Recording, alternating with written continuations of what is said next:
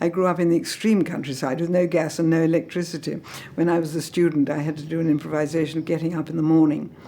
And I did waking up and switching off my alarm clock and lighting my candle and staggering over to the wash basin where, and lighting the Aladdin lamp and breaking the ice in the bowl and washing, And at the end of that, Michel Saint-Denis said, "Very good, Prunella, very inventive, very original." What I did every bloody morning before stomping through the woods to the bus to catch a train up to London to be a student,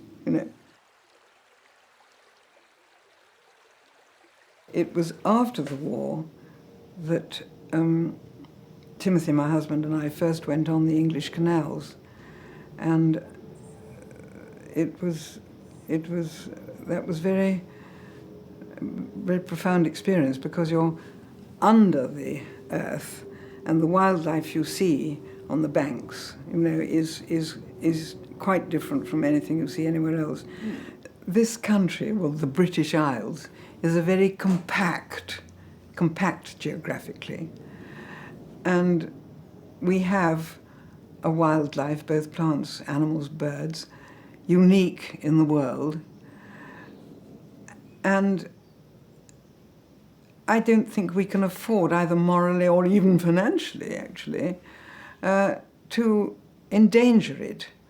We have many huge cities, with lots and lots of building. Well, I can talk because I live in London.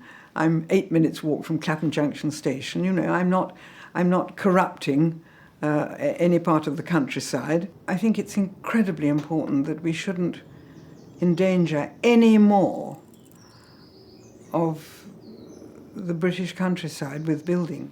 I wouldn't build in the countryside on principle. I really would not. I would not, and I wouldn't let any member of my family build in the countryside either, because we can't afford it. We must cherish it. The landscape, the plant life, the animal life, the bird life, unique in the world, and we can't afford to lose it.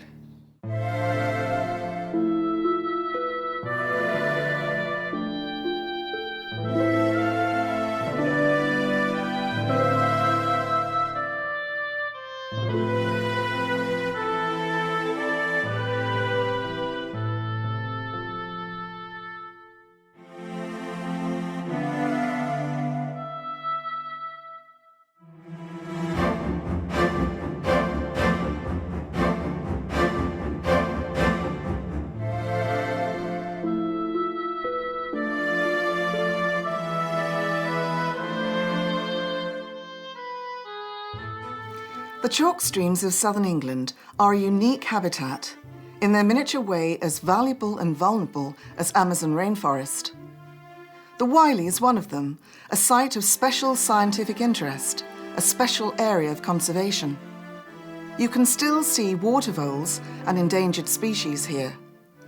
Also otters and a rare snail found almost nowhere else in the world. But chalk streams are at risk. Once they die, they never recover. The developers, G.L. Hearn, have applied to build an estate of 35 suburban houses by the Wylye on a field where there were floods during the winter of 2014. Warned of the sensitivity of the ecology, they propose constructing bespoke nests for the water voles and otters, 8 metres, only 8 metres away from the houses, making them easy prey for the estate's dogs, cats and children.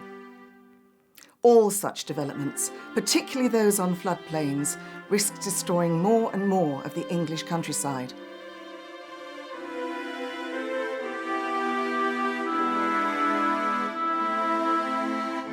Living as he does on the banks of the Wylye, Leo Aylen wrote this poem as an appeal to save its endangered wildlife. Water vole nose, peeping above the river surface, then plopping under a swirl of dark.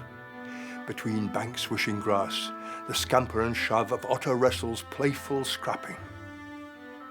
The thousand varieties of green grass, leaves, buds, tendrils, or green woodpecker tapping the maple trunk nuthatch has claimed as nest site, while tree creeper stakes claim higher up, and even quicker than either, long-tailed tits have fetched their lichen bundles and, tweeting and cheeping, built their expanding nest.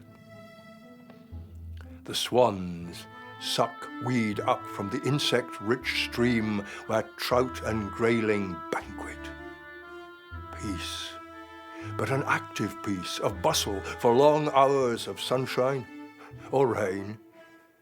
Gold gleaming ranunculus, on whose leaves feeds Desmoulins Whorl Snail, Vertigo mulinsiana, a sparkling shell, a 3-millimeter twirl of bronze, an endangered species like water vole or otter, but flourishing still here in our upper Wylye.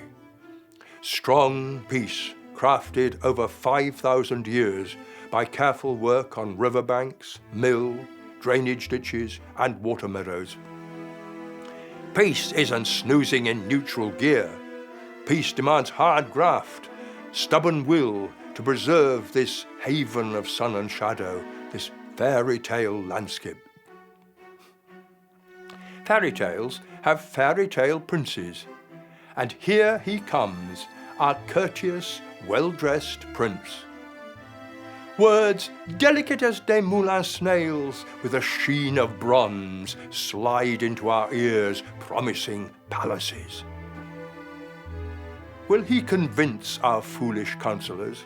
His plans show stately homes, with summer houses for voles, otters, and Desmoulins snails.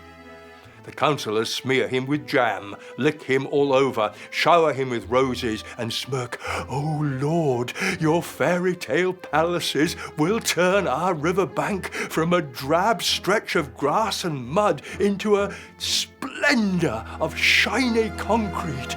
Build, build, build, build!" The invasion began. Bulldozers butchered the grasses. Roads poured tarmac over the heron's feet. Families came. Their cars oozed gas. Snails, voles, and otters choked and spluttered. The families all had jolly kids. The kids all had jolly dogs and cats, who killed the voles and savaged the otters. The prince left, having been well paid. Then the rains poured down. All around, the concrete served as overflow tank for floodwater. Every dwelling sank, and every jolly family drowned. There are more than 700,000 empty homes in Britain. There are 11 million empty homes in Europe. How much brownfield is there in Britain? Enough for 2 million homes.